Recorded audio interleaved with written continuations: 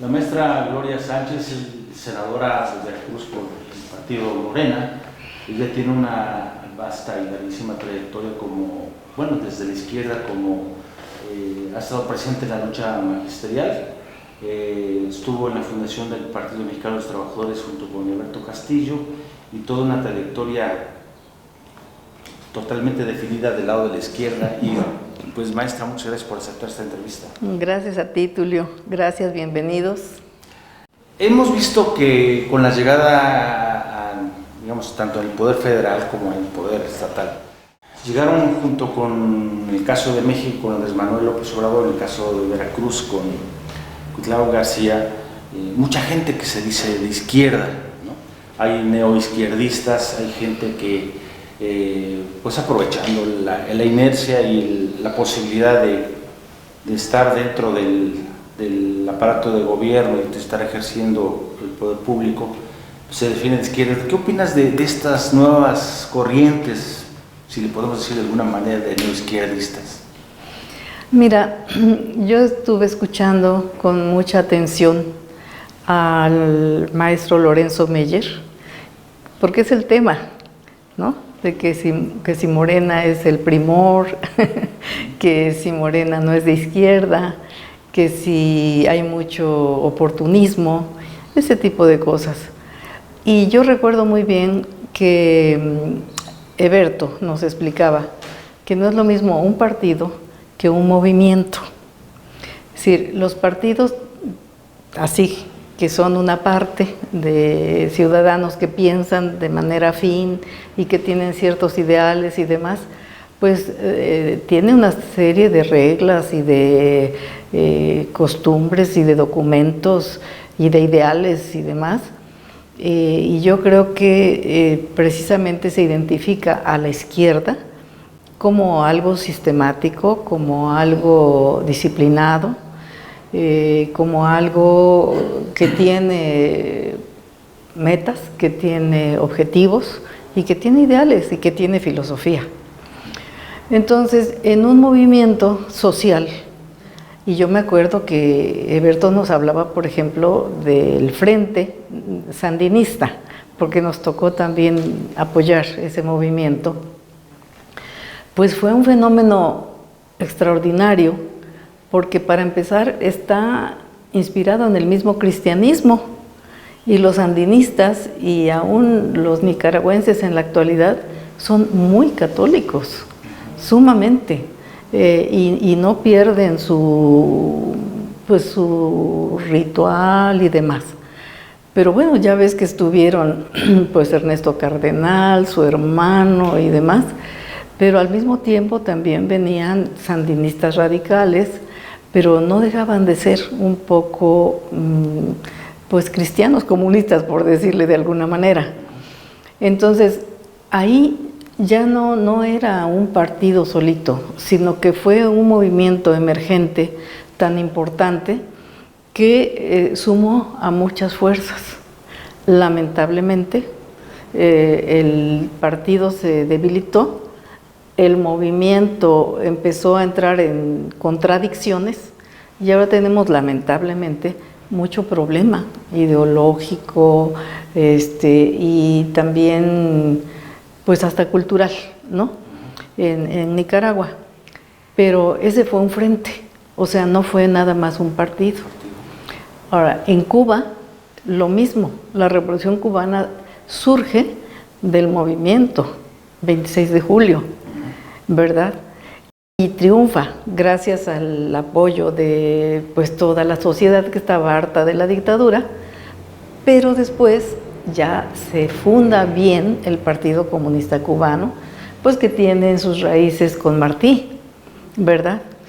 Y que pues ahora tiene una disciplina realmente partidaria, ¿verdad? Y que en este caso pues Fidel lo enarboló de manera magistral. Entonces, el movimiento social es complejo, no es que surja porque un partido con su disciplina lo logra. Y en nuestro caso, Morena, sí, pues empezamos como un movimiento, pues es nuestro nombre, Movimiento de Regeneración Nacional. Sin embargo, había de debate al principio y tuvimos que hacer una encuesta, porque muchos ciudadanos que estaban con nosotros decían que no fuera partido, sino que siguiéramos como movimiento, porque era muy flexible, porque nos daba mucha libertad, porque se formaron muchísimos comités, brigadas se llamaban, y cada brigada trabajaba y aportaba lo que más podía, que si teníamos que hacer concentraciones, pues se cotizaban y pagaban su autobús y vámonos, ¿no? Y lo mismo, te llevabas un lunch y se acabó. Pero, ¿qué nos limitaba? Que no podíamos tener acceso a las posiciones, ni legislativas, ni ejecutivas, ni nada, porque no teníamos registro. Y porque exactamente, la ley electoral y la autoridad electoral te obliga prácticamente pues a tener tu registro y a participar en elecciones. Quiero decirte que el PMT mismo, pues empezamos, no queríamos un partido electorero, eso era nuestro lema, yo se lo oía a Vallejo muy clarito, y entonces queríamos un partido de masas, autogestionario, pero que no tuviéramos la ambición por el poder o por los cargos. Bueno, no nos daban el registro, estuvimos más de 8 años sin el registro, porque sí hablábamos de que con todos los medios a nuestro alcance íbamos a hacer que el pueblo fuera el que compartiera el poder político. Pero bueno, entonces no nos daban el registro y tuvimos que entrar al tema electoral. Y el tema electoral, pues es otra esfera, y dicen que es lo que mejor coadyuva la democracia. Bueno, pues es una democracia muy especial, partidista, y ahora se está criticando la partidocracia, ¿no? Ahora, ¿qué pasó en Veracruz?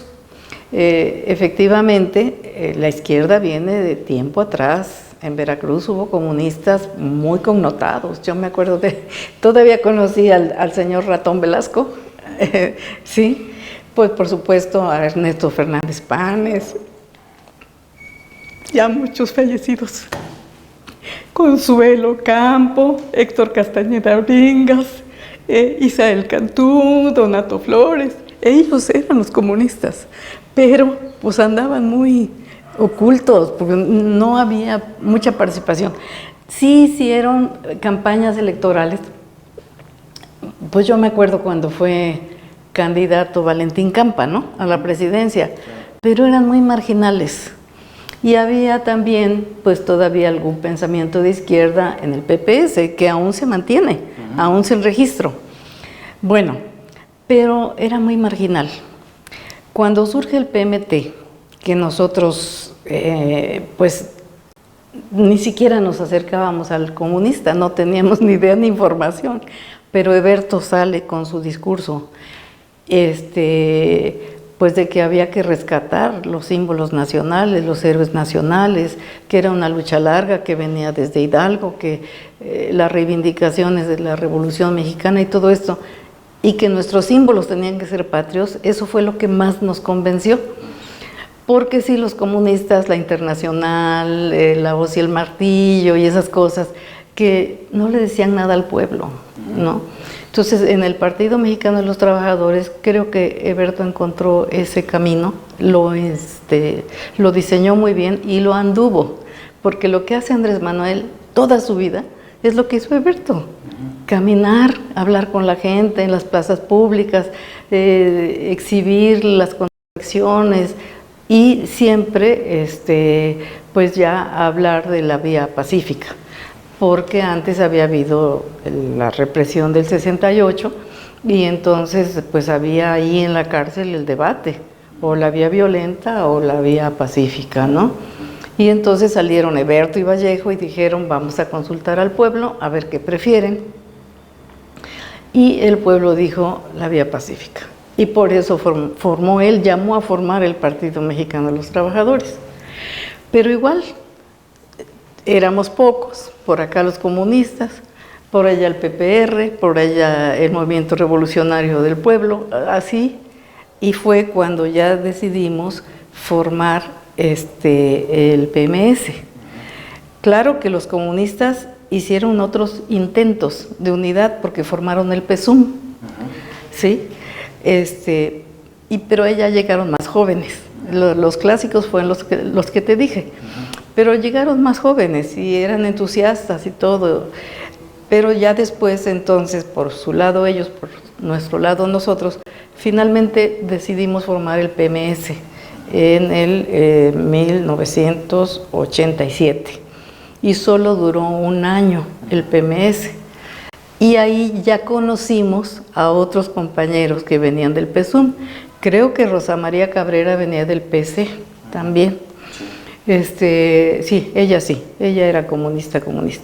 Bueno, y entonces tuvimos que aprender a convivir, todas las izquierdas que nos pudimos juntar, ¿no?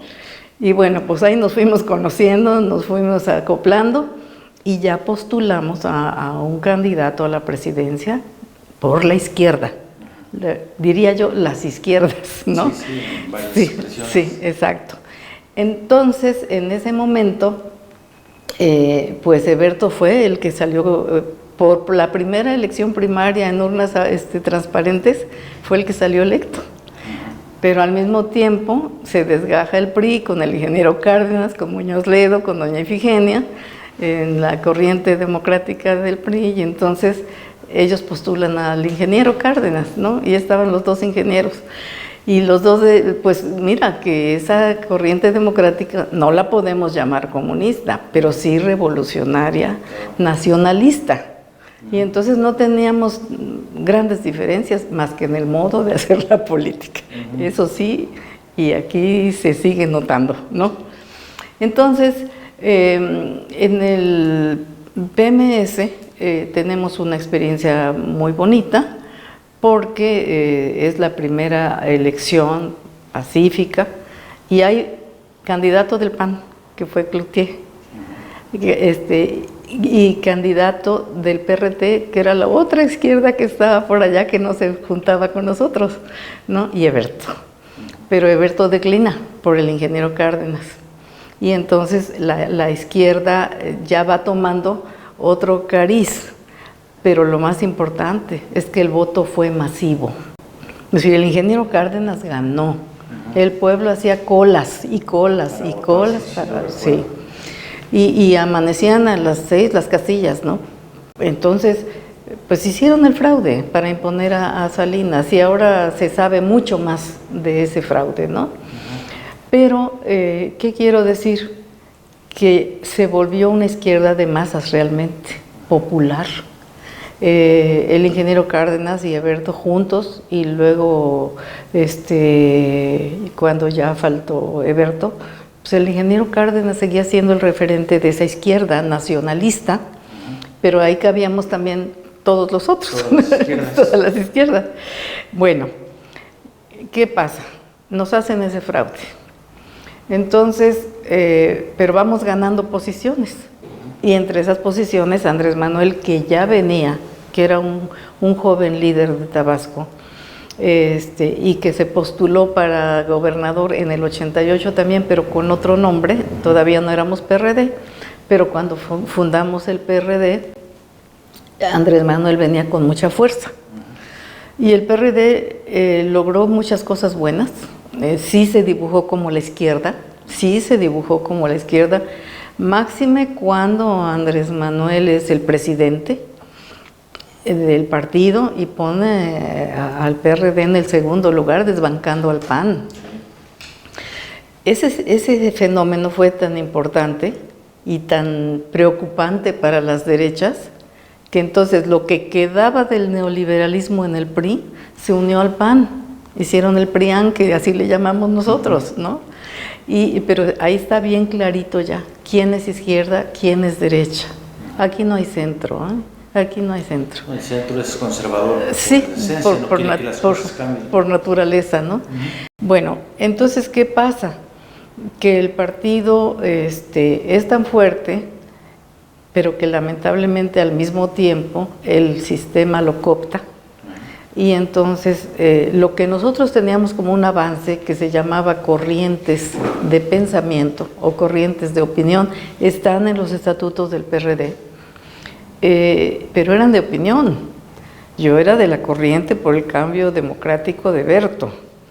El ingeniero Cárdenas tenía su corriente, Muñoz Ledo tenía su corriente, y en los congresos se debatía mucho a fondo cuál debería ser la posición de la izquierda. Yo me acuerdo de un debate tremendo cuando se levantan los zapatistas y entonces Muñoz Ledo desde la tribuna del Consejo los condena. Aquí condenamos la violencia, donde quiera que venga. Se levanta Eberto y dice, no, sí, ¿qué cosa están pidiendo? Casa, techo, trabajo, etcétera, etcétera. ¿Por qué hemos luchado nosotros toda la vida? ¿Por qué luchó la Revolución Mexicana?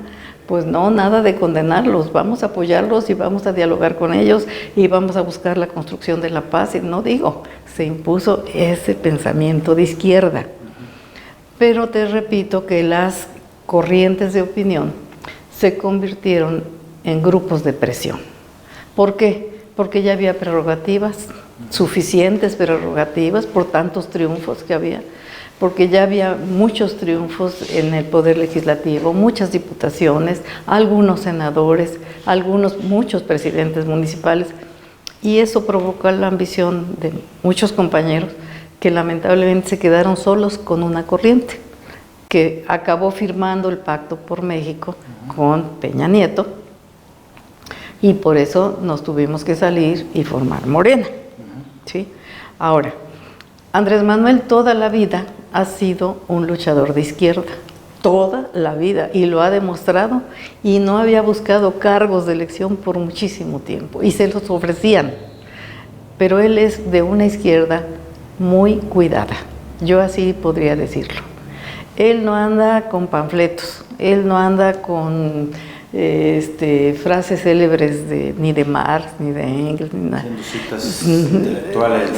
Sí, no, pero actúa en consecuencia, defendiendo a los petroleros, defendiendo al ambiente, defendiendo a los que menos tienen. Pues su lema fue ese, ¿no? Por el bien de todos, primero los pobres. Entonces, qué bueno que nos convertimos en partido, porque lo pudimos postular, porque pudimos ganar la presidencia, porque pudimos demostrar que es posible gobernar aún en un régimen capitalista y neoliberal por todo el mundo. Sí se puede gobernar en beneficio de los que menos tienen. Y se pueden limitar, porque Berto les decía, no se trata de expropiarles todo, no, simplemente que se conserve la mayoría del control de parte del Estado mexicano y que todas sus riquezas naturales, ¿no? El petróleo, la electricidad, el agua, ahora el litio, etcétera, que tenga preponderancia el Estado y que el Estado le sirva a todo el pueblo. ¿Qué fue lo que hizo la oligarquía? Pues apoderarse de todo y le sirven a lo que Andrés Manuel llama la mafia del poder, exactamente, o la oligarquía y demás. Ahora, ¿a dónde voy con esto? 2 veces le hicieron el fraude a Andrés Manuel, porque el 2006 sí que ganamos, pero impusieron a Calderón. Entonces, en el ¿qué fue? El 12. En el 12, no fue tan descarado el fraude, pero sí lo hicieron. ¿Te acuerdas de las tarjetas Monex y todo eso, no? Buscaron otra forma otra forma, un fraude sí, electoral. pero todo patrocinado por el gran capital, ¿sí? Y para totalmente descararse con el neoliberalismo internacional y hacer, pues, que lo más importante fuera el dinero, que lo más importante fuera el triunfo personal, y además penetró el narcotráfico. Según se sabe, penetró desde de la Madrid para acá, algo así. Aunque se dice que desde siempre ha habido, pero no tan organizado ni tan poderoso, ¿no? Entonces, ¿qué sucede? Hacen 2 fraudes Y entonces aprendimos, ¿no? Que estábamos nosotros luchando con nuestras propias fuerzas, nada más, pero que era necesario que aunque vinieran de otros partidos o no tuvieran partidos, o con que fueran simpatizantes de Andrés Manuel, era suficiente. Y por esa razón se empezaron a sumar otras fuerzas, ¿sí? Si tú quieres oportunistas, yo creo que sí, muchas son oportunistas, ¿no? Y es un fenómeno nacional. O sea, traiciones ha habido, ahí están muy claras dos, Lili Téllez y Germán Martínez, claritos. Sí se les aceptó, sí se les reconoció, sí todo, y se les dieron después cargos muy importantes, y cómo acabaron. Y cómo está Germán, es una cosa tremendamente desconocida, tremendamente decepcionante, ¿no? Bueno, él traía una ideología muy conservadora, ¿no? Sí, Conservadora, sí, era gente muy cercana al pensamiento de derecha, ¿no? Sí, entonces aprovechó la oportunidad y ahora resulta que, bueno, es el peor de los abjurantes, son los peores enemigos. Sí, sí, completamente.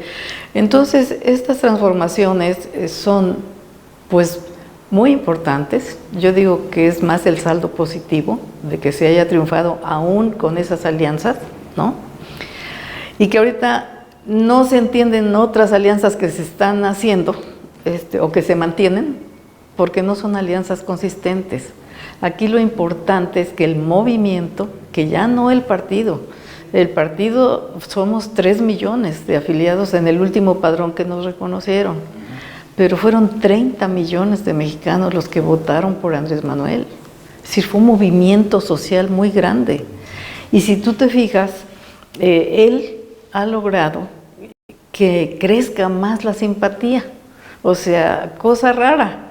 Un presidente llega pues, con cierta aprobación, gobierna y según cómo se porte, va perdiendo. Y ya, porque ya vienen los otros para relevarlo. El quinto año, por lo general, ya la aceptación y popularidad del presidente en turno ya es mínima. Sí, y la de Andrés va en aumento. Ahora, el problema es eso, y se ha analizado mucho, ¿no? Y después de Andrés Manuel, ¿cómo se sostiene este movimiento? ¿Cómo lo van a hacer precisamente, maestra? Porque, digamos, el carisma y los pues, más de 30 años de andar a ras de tierra, como él mismo dice, pues le habrá dado una proximidad con la gente que es irrepetible. Cualquiera de las corcholatas que resulte ser el candidato no va a tener las mismas condiciones que Andrés Manuel. ¿Qué crees que pueda pasar? No, yo creo que todos los compañeros que están ahorita participando por Morena y también Noroña, que viene por el PT, yo hablaría de ellos 5, ¿no? Aunque hay otro candidato de un partido aliado, pero ahí sí no le veo ninguna posibilidad siquiera de comprender el fondo de los objetivos del movimiento. Tiene conciencia de clase para empezar, ¿no? Entonces, a mí me parece que todos ellos tienen un compromiso, no nada más con Andrés Manuel, que él fue el que los juntó y habló con ellos y les pidió unidad, y les tiene mucha confianza, porque está diciendo todos los días que cualquiera de ellos o ella pueden tomar el bastón de mando y seguir con el proyecto y demás. Yo creo que sí, que es bien difícil llenar los zapatos de Andrés Manuel, como dicen los cubanos, ¿quién llena los zapatos de Fidel?, ¿no? Bueno, pero de todas maneras, creo que es tanto el compromiso, es decir, todo lo que ha podido dejar hecho Andrés Manuel, que simplemente la proyección de México internacionalmente, en Latinoamérica, en la solidaridad con los pueblos del Caribe, etcétera, etcétera, todo eso es algo que recuperó Andrés Manuel, que ya venía de prestigio mexicano y que se echó a perder, ¿no? Sí, entonces yo pienso que es tal el compromiso que cualquiera de ellos 5 tiene que asumirlo. ¿No crees que haya algún riesgo para la continuidad de la 4T o la consolidación? Porque bueno, a Andrés Manuel le tocó sentar las bases, por razones de tiempo pues no le va a dar, ¿no? Pero ¿no hay un riesgo para la continuidad de la 4T y para su consolidación en este proceso electoral. No me refiero exactamente a que vayan que digamos que la oposición pueda, digamos, concitar, porque bueno, ¿qué es lo que le está ofreciendo la gente para votar, ¿no? O sea, le está ofreciendo regresar a lo que ellos, la misma gente se cuenta cómo era gobernado el país, pero hacia adentro de Morena, hacia algunas defecciones, etcétera, ¿no lo ves riesgoso? Fíjate que no, por una razón. Mira, mis compañeros de partido, que somos cofundadores de Morena, ¿no? O que venimos muchos del PRD y muchos desde antes, muchos de ellos reclaman que no se les han dado posiciones, que el partido está desorganizado, y yo en eso les doy toda la razón, porque el partido necesita reorganizarse realmente en las bases. Yo te aseguro que ahorita pasando o terminando Andrés Manuel, si tú llamas a la afiliación a Morena, mucha gente se puede afiliar. Pero el tema no es afiliar y tener comités de base, ¿no? Sino tener el apoyo hacia el proyecto desde todas las bases, sean del partido o no sean del partido. Entonces yo no veo peligro porque hay un acuerdo también de que, de acuerdo como salgan, ¿no? Primer lugar, segundo lugar, tercer lugar, cuarto lugar, van a ser equipo. Los 4 van a tener que hacer equipo. Y eso ya es una garantía de que tienen que demostrarle a la sociedad que tienen altura de miras y que lo que les interesa es el proyecto y que tienen que darle continuidad, como se la tienen que dar los gobernadores en los estados y los presidentes municipales. Y todo lo que se gane tiene que estar orientado por el proyecto. Y el proyecto es muy claro, no tiene pérdida, no tiene pierde, ¿no? Es muy claro el lema y es muy claro ya el tema. A mí me interesa mucho esto. El mismo Noroña dice, no, es que Andrés Manuel está haciendo el programa del PRI revolucionario nacionalista. Ajá. Y él habla de profundizar. Y entonces sí, ya se va casi a hablar de comunismo, de socialismo, y eso le espanta a la gente. ¿Tú crees que Andrés Manuel no sabe lo que es la filosofía comunista, marxista, socialista? Claro que lo sabe, pero nunca lo ha dicho, porque sabe perfectamente que eso desconcierta o es foco de ataque de la derecha. Sí, forma parte de la propaganda en contra de los gobiernos progresistas, decir, no, pues estos son comunistas, sí, son marxistas. Sí, ¿no? Y ni saben lo que es eso, pero el diablo, ¿no? Pues sí. Entonces, yo sí tengo mucha confianza en mis compañeros y yo espero que en Morena se entienda mucho el concepto de unidad, que si no tienes unidad, no tienes nada. Y Andrés Manuel ha logrado la unidad. Y yo creo que, pues te digo de Marcelo, mejor canciller no pudimos tener, ¿no? Entonces él tiene un acervo de la política exterior de México que no se tiene que desperdiciar. Y así podría yo hablar de todos, ¿no? Pero no quiero yo demostrar ninguna inclinación porque no la tengo, realmente no la tengo. Cualquiera me parece muy, muy bueno. Ahora, hay 3 como punteros, ¿no? Es Claudia, es Marcelo y ahorita parece que está repuntando Adán, ¿no? Pero pues no sabemos, la encuesta lo va a decir. Y yo sí confío en que la gente sea certera y nos diga por aquí, ¿no? Entonces, no, yo no tengo preocupación porque veo que realmente el movimiento está muy fuerte, muy, muy fuerte. Y que si es necesario, es muy necesario que logremos la mayoría calificada en el Congreso. Porque mientras tengamos el problema que tenemos en el Senado, pues sencillamente, oye, se ponen en huelga legislativa. Se te bloquea y no pasa nada. ¿Qué es eso? Huelga legislativa, pero por acá cobran, ¿no? y todo, y siguen siendo senadores y tienen conferencias de prensa.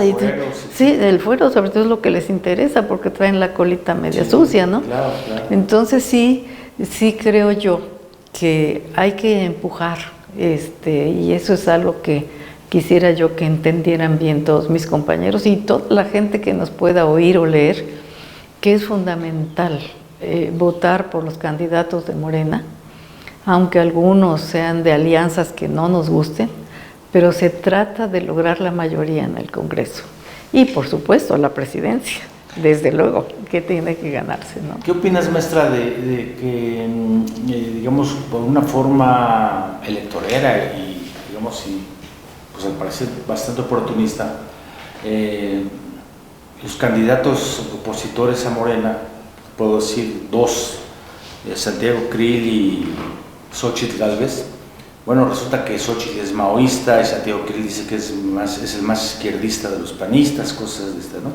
Pues hasta Claudio X González ya dice que es de izquierda. Sí, claro, él que es de izquierda, toda la vida ha sido. Sí. ¿Qué opinas de esto? Obviamente es una forma de tratar de caerle bien, por decirlo de esa forma, a la gente, pero ¿cuál es tu opinión al respecto? Pues yo creo que es una triquiñuela que están ellos tratando de montar, porque ya se dieron cuenta, ahorita se dieron cuenta de que la gente está contenta porque se le atiende, porque hay programas sociales, porque se atiende a los jóvenes, porque se apapacha a los adultos mayores, porque se crean fuentes de empleo, porque la gasolina no sube. Todos los logros de la Cuarta Transformación hacen que la gente apoye.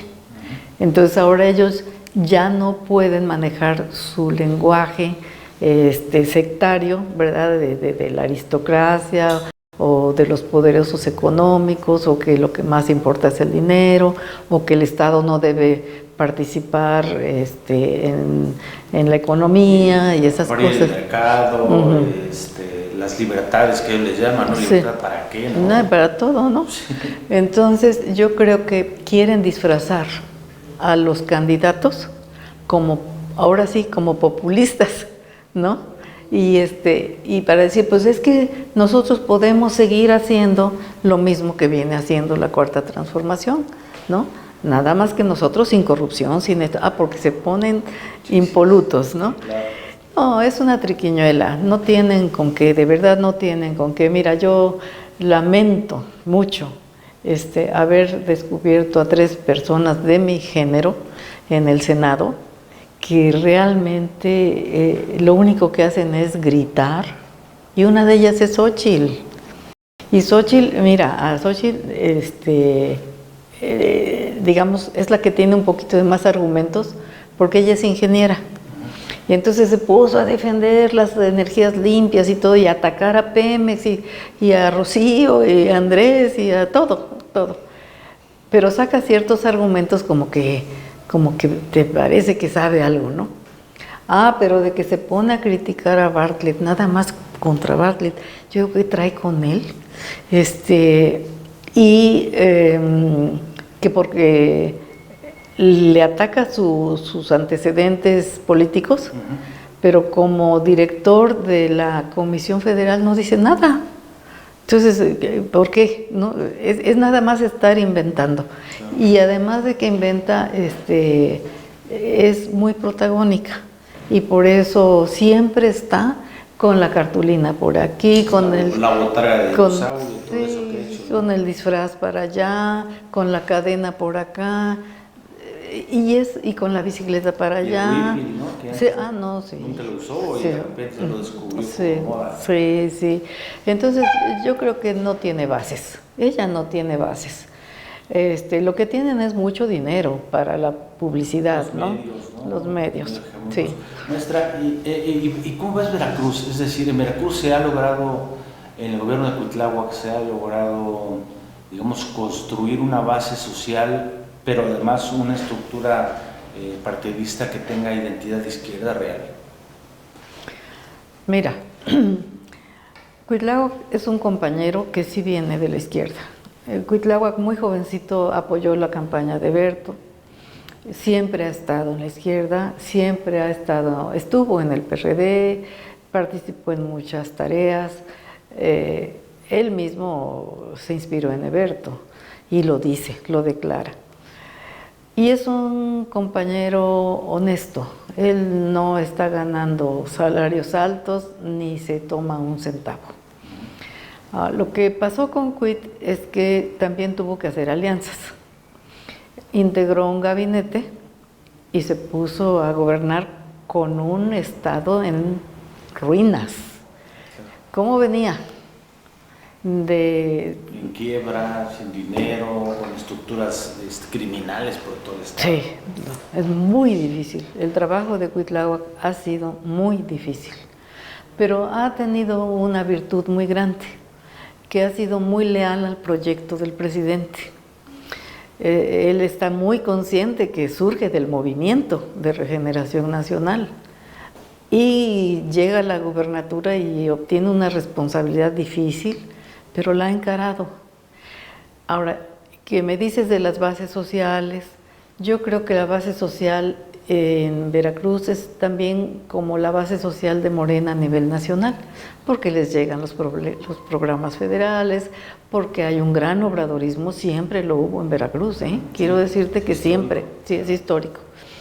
Entonces, yo pienso que a donde estamos un poquito más desorganizados es en el partido, pienso, pero no es privativo de Veracruz, vuelvo a decirte, es un asunto nacional. Sin embargo, el partido en Veracruz, siempre que tenemos tareas específicas, ocupa los primeros lugares nacionales, Veracruz, como partido. Sí.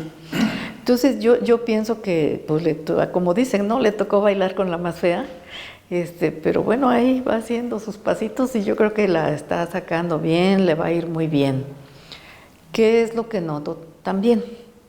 Que en Veracruz la reacción está como menos fracturada que está a nivel nacional, ¿no? Siento, porque han conservado varios municipios. Y con muchos recursos económicos.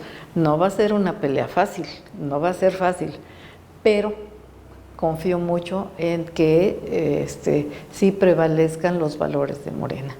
Y yo rescato a Cuit como un hombre honesto.